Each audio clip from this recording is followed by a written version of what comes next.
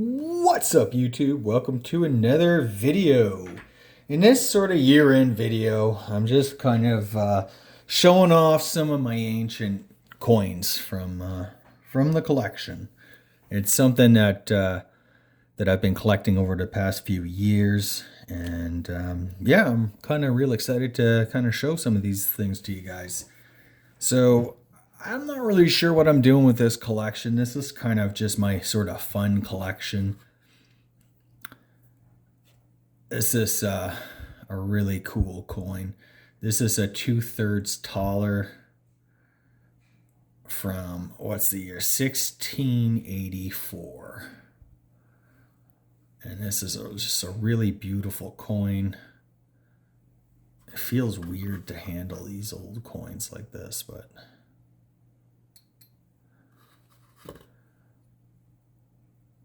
a really beautiful coat of arms there. So this would have been like a German states. It's not, I forget the name of this particular state, but it's 1684 and it's a really beautiful coin. And what makes it really neat is that it has a wild man on there holding a tree. And that's just a really cool example. It's in a really high grade. And yeah, it's just something I'm putting in this collection. I'm not really sure sort of what I'm doing with this collection, guys.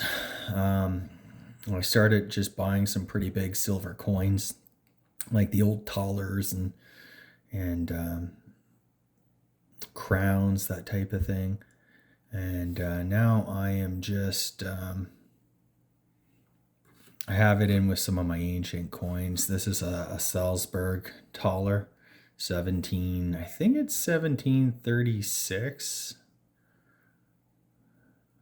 Where is it? 1735, 1736. I can't really read that. There. Again, it's a really nice high grade example. What's neat about this coin, I'm not sure if you guys can see it, how well the detail is in this, but it even has like a little bit of like a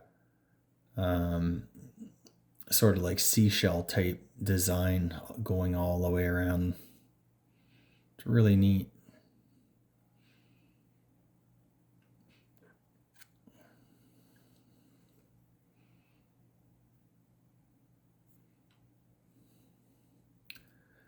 The art and the imagery, the propaganda on these coins, it's really just incredible.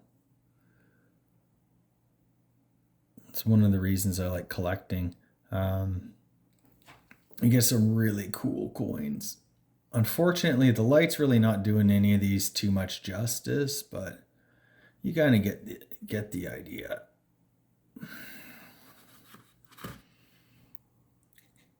Next, this is something I picked up a few months back.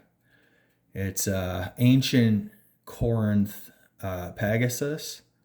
It's a stater, a silver stater, and it's from 375 to 300 BC. And on the back, you got Athena with the Corinthian helmet, or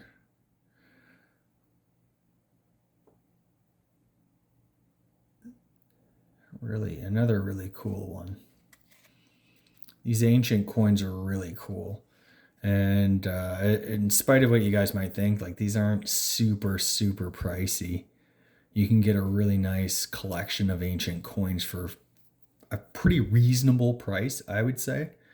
And it doesn't have to be like the, museum quality type examples. You can get mid-grade. Actually, I think most ancient coins really are sort of in that VF, EF type range, because a lot of them, just through the manufacturing process, how they were saved and found and hoarded and stuff like that. There's all kinds of stuff. They all pretty well need cleaning, and just a really interesting area of numismatics. Now, I had previously had some old Roman denarii. This is one from the Emperor Hadrian, 117 to 138 AD. And it's almost a full weight. I guess it's 3.16 grams. Pretty good. What's really neat about these ancient coins is the high relief. You can look at the bust on the emperor. It's like literally coming out of the it's like 3D basically. It's really interesting. I got this many moons ago from a place called Harlan J. Burke. It's a really great place out of Chicago. They always have these little buyer bid sales, and they're experts in ancient antiquities, ancient coins, that type of thing. So it's actually a pretty cool place to pick some things up. And like I said, guys, it's not terribly expensive. You can be, there's something for collectors of all, shapes and sizes of varying means. You don't need to just get the really, most expensive things you've ever seen. So that's Hadrian. Next up is Marcus Aurelius as Caesar. So this would have been right before he became emperor.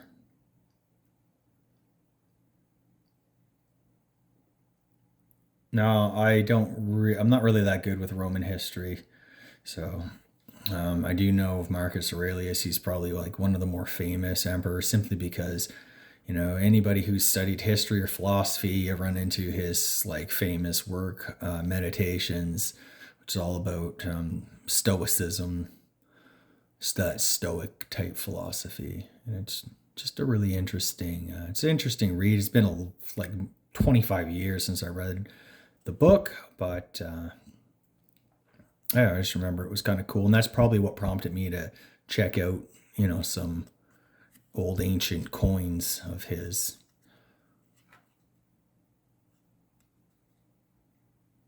Some really interesting imagery on these. Now, not all of my ancient coins are in these little 2x2 flips.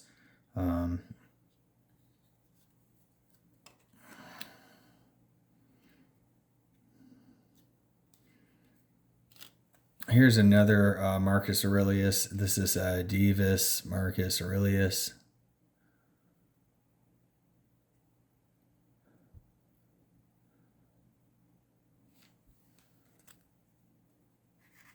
And this has like a little inclusion or something like that, a little piece of, I don't know, something green. An encrusted sort of thing. But still, just kind of a really cool piece. It has some really good detail.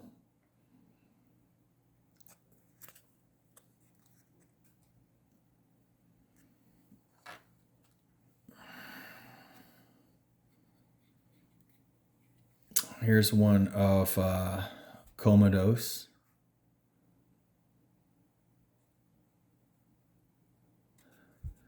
This here is in actually really good condition.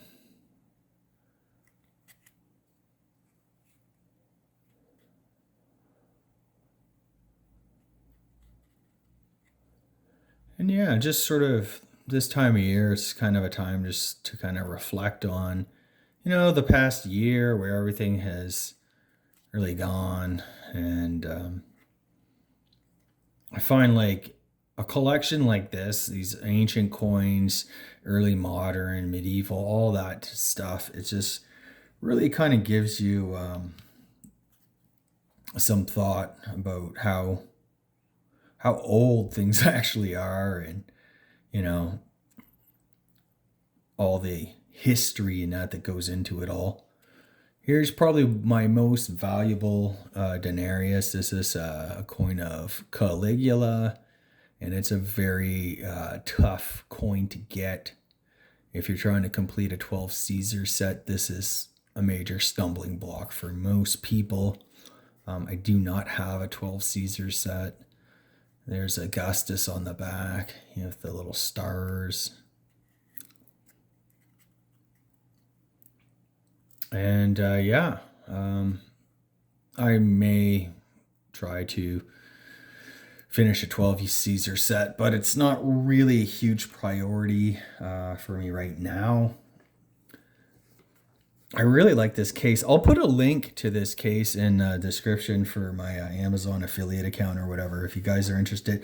Why I like this case is because it has the three different drawers are basically for different size coins. Some cases they only come with one size, and I kind of didn't like that. So at least this here I can there. So in here, these are some of my babies. These are Alexander the Great, Alexander the Third, I guess, aka the Great, and these are tetradrams, and these are really, really cool coins. So the one you're looking at right here, I believe it was struck at Salamis, and I guess it's a little bit of a short flan, but it's really good detail. It's a really beautiful coin, and this is a lifetime issue. So I don't know if you guys know much about these coins or anything like that, but having a lifetime issue Alexander Tetradram is really, really cool. A lot of collectors, it's sought after. Many were made. Tons of these things were made actually at all different mints. There's probably 30 or 40 different mints, but they're really, I guess, kind of sought after mint would be like Babylon is one of them because that's where he died. So if you have a lifetime issue from Babylon, it's just a really cool thing. And in addition to that, it's probably one of the last ones that was struck while he was alive, right? Because right there. This is a really nice coin. Again, it's hard to find these in super, super duper high grade or anything like that. For at least for a reasonable price. But again, I hope this camera is doing these coins justice because they're very, very nice surfaces. Like the field of the coin is pretty nice. You can see as I turn in at the light how it sort of plays off of it. So this is Zeus seated holding an eagle, and I don't know if that's a spear or a staff or something like that.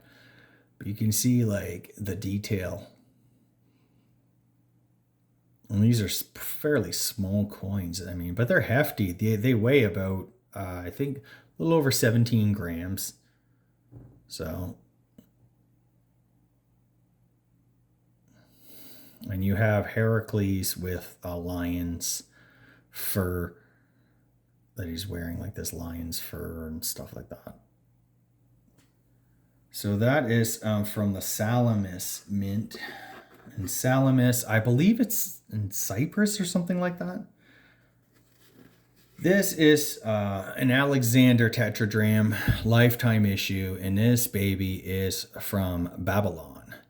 So you can see a little bit more detail here on the lion fur, like the mane and stuff like that is a lot furrier. Again, really cool. I think at the bottom here you can see the lion's paws, how they're like tied around his neck. And that was one of Heracles' labors to kill the lion. I think that was his first labor. And then you just kind of wear this throughout the rest of the quest. This is a really, really shiny coin too. Lots of luster. And again, same sort of motif here. It's Zeus seated holding an eagle and some sort of spear or staff. And it says of Alexander down there in the legend in Greek, which I cannot read, so I'll take the internet's word for it. And how you know it was struck at Babylon, down there below the chairs, there's like this little M for the mint mark. And there's this weird design above. It's like a triangle thing. I'm not sure what it is, guys, but anyways, it's this really cool coin. Again, lots of history there. This is probably all that Persian silver. Alexander, as he conquered everywhere, got all this.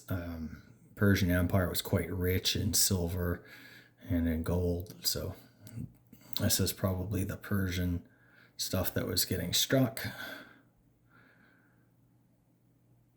Or another really cool coin. And so my third sort of Alexander tetradrachm, this is an early posthumous issue from Babylon. So this probably would have been struck, I'm guessing, I think it's like 320 to 310 BC or something like that. So he would have died in 323. So this would have been struck a few years after he died anyway, really close to the original time frame. And I really like this coin. How I buy a lot of these coins, it's not necessarily the grade. I've seen VF coins that are just insanely beautiful and mint state examples that look like shit. They're off struck, off center, like just not really the greatest. They don't have a lot of detail and stuff like that.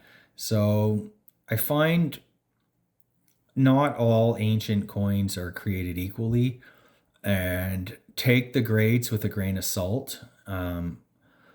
I buy it more for the aesthetics, not necessarily the grade, because you can have a really pristine mint coin that kind of looks like shit, and you can have a really cool, good, very fine, or near extremely fine coin that looks spectacular. So I would say these coins that I'm showing you guys, they're in the good, very fine to extremely fine range.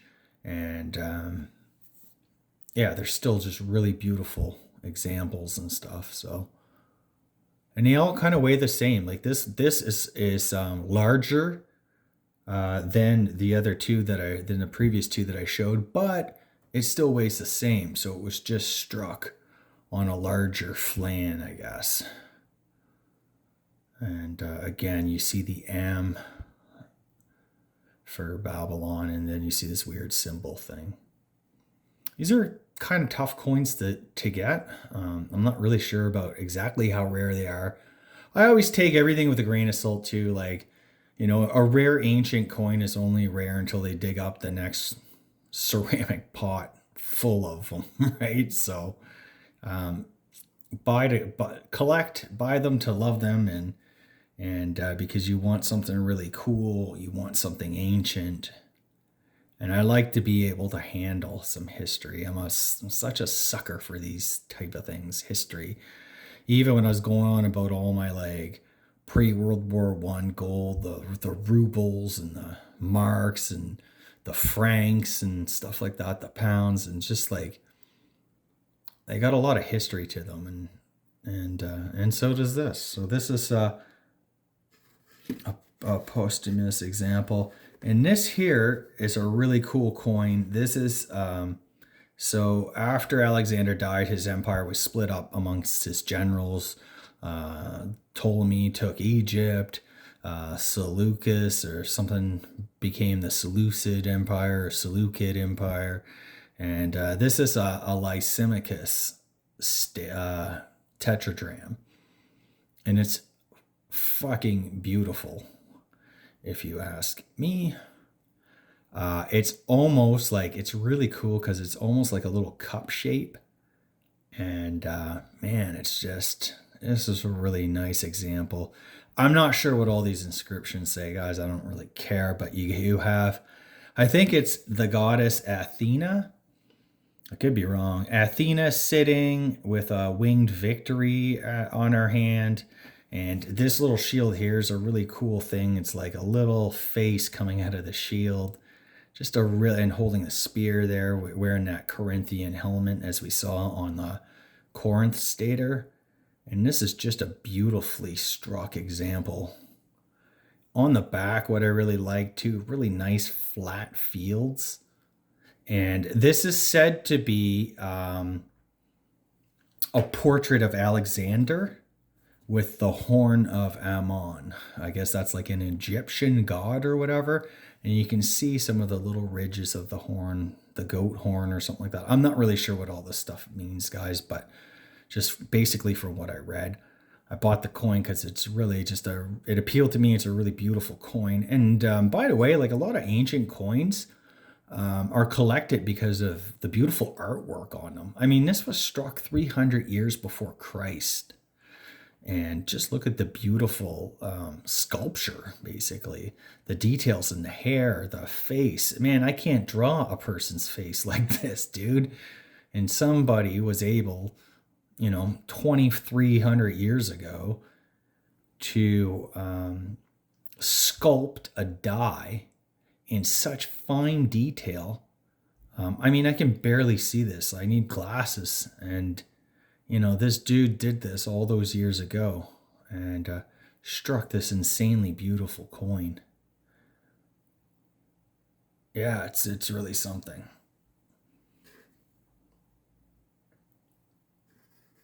Gotta be careful putting these back in. Yeah, so, and in the fourth row, so this will be kind of like maybe my ancient silver. There's some I want to collect. Maybe some Sicilian ancient silver. That's like really like the creme de la creme of ancient coinage, like artistically speaking, I guess. This is a really cool. Oh yeah, I forgot about this little guy. So everybody and their dog's seen one of these. If you're into ancient coins, even if you're not, you know what this is. This is an Athenian tetradrachm. That famous AOE of the Athenians with the nice owl. Well, what makes this example really special is, first of all, it's very well struck. It's well centered. And if I turn this on the back, if we look at the reverse, you see the goddess Athena wearing her helmet, and it's crested.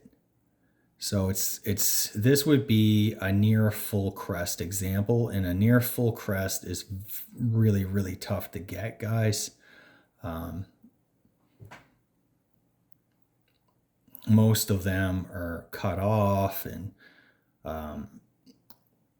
so this has a lot of crest. Not quite a complete full crest, but really, really close. I figured for the money that I spent on this is probably the best example that I'm going to get.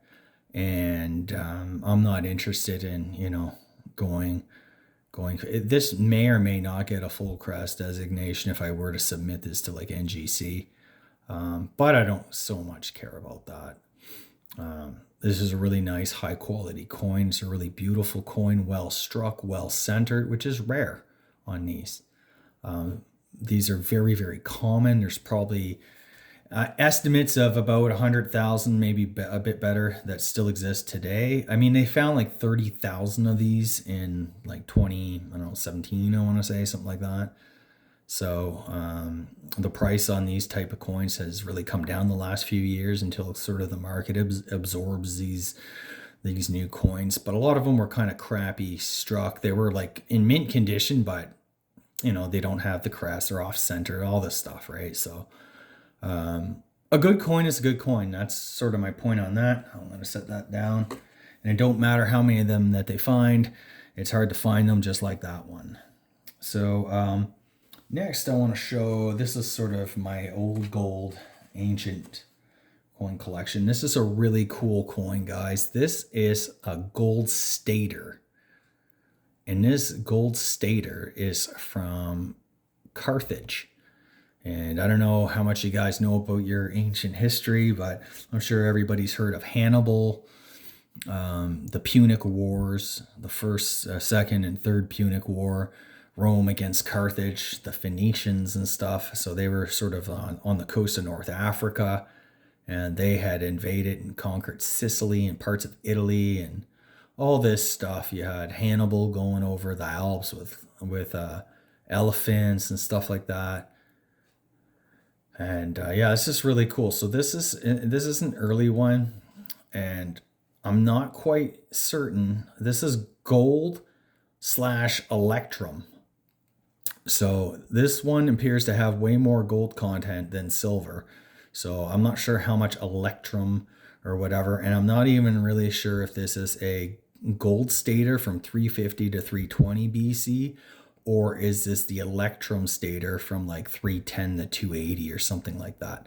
You can look at the weight and that, and it's a little bit different. And really, like, I got to do some more research on this, and there's not many of these, so it's hard to really find good examples. And that.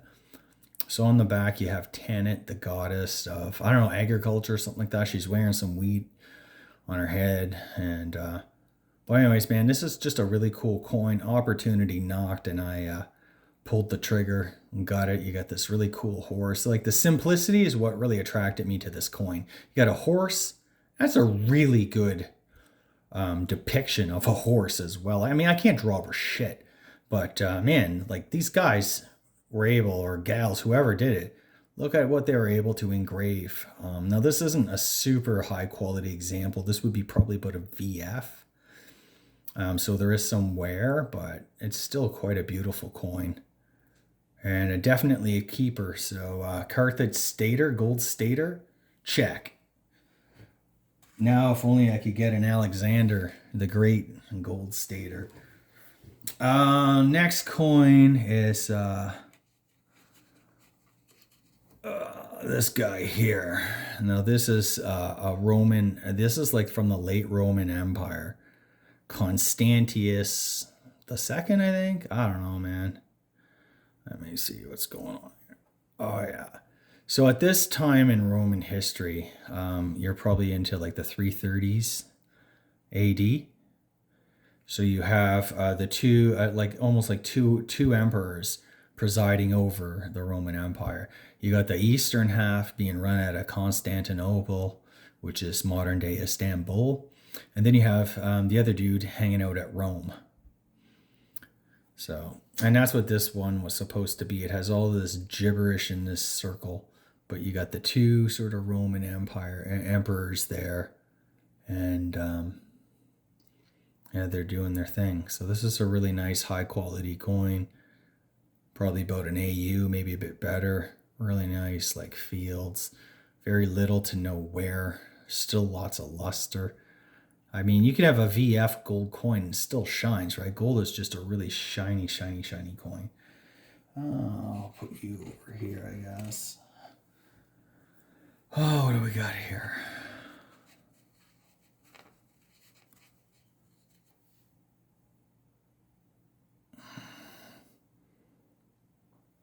Okay, this dude, this was a really cool piece.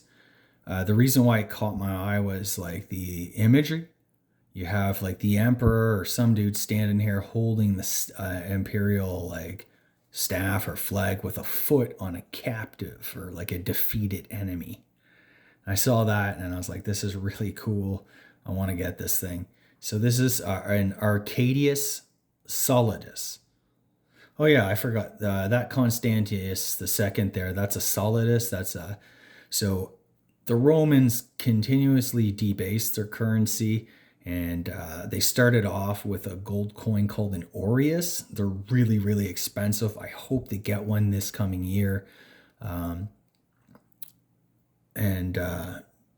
then after, I think Nero debased it, so it went from 7.5 grams from like Julius Caesar to Nero, and then down to about seven, a little over 7 grams. So he debased it by, half a gram basically. But then the aureus kept being debased until they got around 5 grams and 4 grams. And then finally, I think under Constantine the Great, Constantine the First, they created a new gold standard and tried to rejig the monetary system. They had a monetary reset, basically, and they came up with this. This is a Solidus, and this was the standard for the ancient Rome, or for the ancient world, from about 330 BC, something like that, up until the year 1000 or something like that. Yeah, so this was, high quality gold. It's almost pure, completely pure gold, 4.5 grams. Emperor Arcadius. So this one would have been struck, I believe, in Ravenna, Italy. And these were created at a time when the Western Empire was collapsing. Now, my next... It's hard to get these little things out. They're just thin things, too. So this is Valentinian III Solidus. What I like about this, you got, I don't know if it's like the emperor, probably is the emperor holding this, like, again, the Roman staff colors or flag or whatever, the sign of imperial Rome. And he has his foot on the head, which is a human head of a serpent. So it's like symbolizing the emperor crushing all the evil serpent enemies of the empire and all that. A really cool coin. These are all nice hammered too. So this would, I don't know if this was struck in Milan or whatever. This might have been struck, yeah, maybe Milan. But again, really cool details.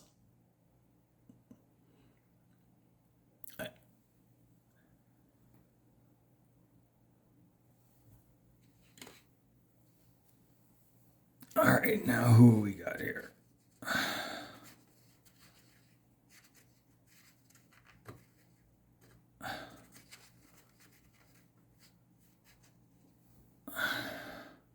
Oh, this is a really cool one. This is kind of a tough one to get. So this is a Solidus of Leo II, struck at Constantinople, and it's Leo II was the grandchild of Leo I. He died in, I want to say, 474 in the Eastern Roman Empire. So the late Roman, early Byzantine. This is kind of right around where the change was starting to happen. Leo II, you see him seated there to the right of his father, Zeno, who was like a famous general, married Leo I's daughter, and they had a son, a grandchild, or they had a child, a son, Leo II, but he died as a kid, man. He died at like age 8 or 9 or something like that. So his was a 1-year reign.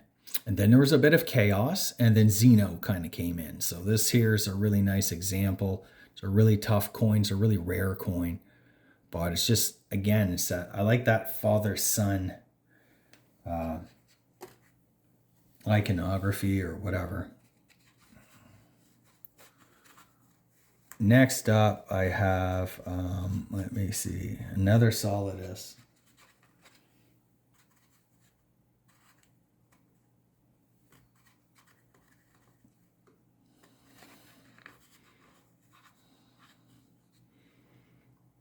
And this is a cool one. This is Zeno, the father of Leo II, that famous general dude.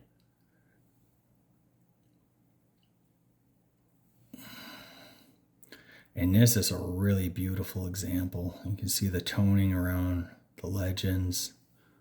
Really nice centered struck. Just a phenomenal coin. And on the back here you have, this is like a winged victory holding a cross. So you start to see a little bit of Christian iconography here with the cross being kind of subtly introduced. But it's not an angel. This is a winged victory. We're still kind of a late Roman Empire here, guys. So just a really cool, beautiful coin of Zeno. Moving on, we have another really cool emperor here. This is Justin the First. Not Justinian, but Justin. And again, this is a really nice strike. And it's a really kind of three-dimensional looking, really nice portrait too. So on here, you still have this, you have the globe cruciger. So a globe with a cross symbolizing a Christian empire.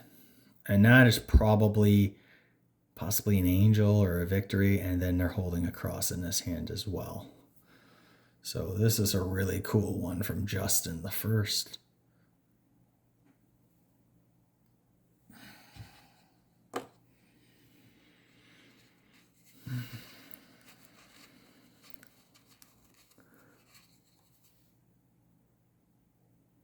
Maurice Tiberius. He's the other dude. And you see him, he's holding up a cross in this.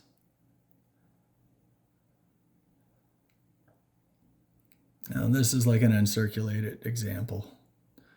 Just a beautiful coin, really.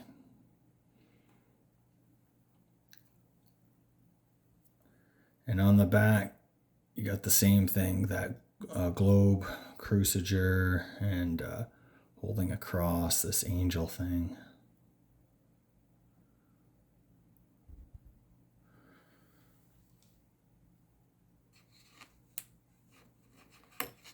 And then I'm missing a whole bunch in between, but I'm trying to get one from every century. So next we kind of move on. This is the 11th century, so the year 1000 to 1100, I guess. So, and this is a Romanus III Histamenon. Histamenon, or something like that. So, the solidus ended up, I don't know, I forget how exactly this all happened. They went through a few eras, I guess, of debasement. But I think what had happened, they stopped making the solidus in favor of this here. This is a histamenon, and it has the same weight as a solidus, so about 4.5 grams, maybe a little bit slightly lower, 4.4 grams, I think. And at the same time, they kind of introduced something called a tetarteron, which was about 4.04 grams. And they did some sort of thing where the two would circulate and they would have the same nominal face value, but the actual gold weight was higher in this one, the histamenon. And the government, the Byzantine government, required the taxes to be paid in the higher gold content histamenon, not the tetarteron. So that was their way of kind of stealing a little bit of, inflation and stuff, like inflating a little bit of the money supply. So, and this is really cool because, as you can see, you have the Christ Pantocrator here. This is a picture of Jesus sitting on a throne. And he's like holding like the Gospels. I think he's holding the Gospels there. What's he doing? He has something. These are so small, guys. These are small, but I hope you guys can see a really good detailed image of it. And it's really cool. So this is not like one of the first images of Christ. His was on, I actually bought a coin with not the first image of Christ, but the second, under, I think it's Justinian II, his second reign. I got what's called a Syrian portrait. These are really expensive coins, by the way, guys. This one, not so much, but that one I just mentioned, that Justinian II, probably like the Christian iconography, like they just go nuts over that stuff, right? So here you have Mother Mary, the Virgin Mary, blessing or doing something to Romanus III. He's seen here wearing his robe. So this is a really cool coin. And yeah, man, they just get neater after this. So I'll put this guy right here. So we're at probably around 10 something. And this one here is a really neat one. This is a cup shape one. If you guys follow any of these old gold coins, you might have seen like these cup shaped ones at auction. So this is a hyperpyron. So what happened in from about 1070 to 1081, or something like that, 1090 roughly. So that 20 years, Byzantine gold coins were really, really debased, to the point that they were mixing so much base metal silver and that in with the gold that some of them actually looks like just pure silver coins. It's pretty crazy. This emperor took over. His name was Alexius the First, and he took over in 1081. He became emperor in 1081, and his reign was so shitty that by the time 1091 or 2 came around, he's like, screw this, call in all the gold, melt everything down, and let's start remaking and repegging our monetary system to gold. But unfortunately, because a lot of those gold histamenons and tetartrons were debased and stuff like that, the quality of gold. So this gold coin is about 85% gold because they had to melt everything down. They got the solidus, all of those nice pure gold coins in with the, debased ones. And the end result was that you got about an 85% purity in this particular coin. So, but this is a hyperpyron. It's that cup shape. And here you have Alexius the First, and he has something, I don't know, he's holding something, I can't really tell. Probably the globe cruciger there. Really nice strike. Then on the back,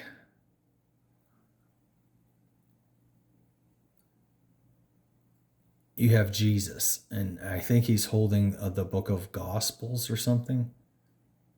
Yes, Christ seated holding a book of Gospels or something.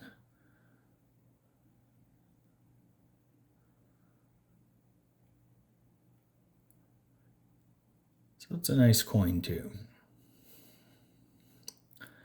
I kind of wanted to have one sort of from every era of the empire.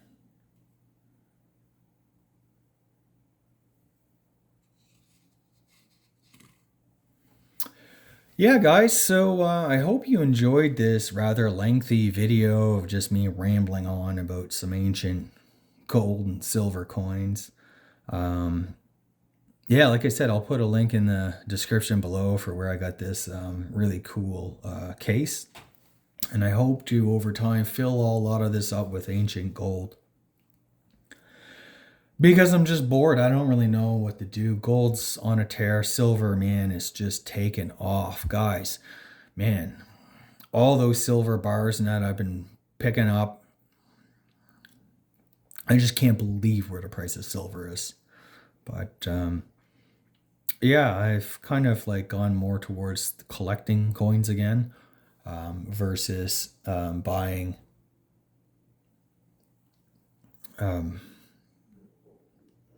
like straight up bullion. So something different, something new.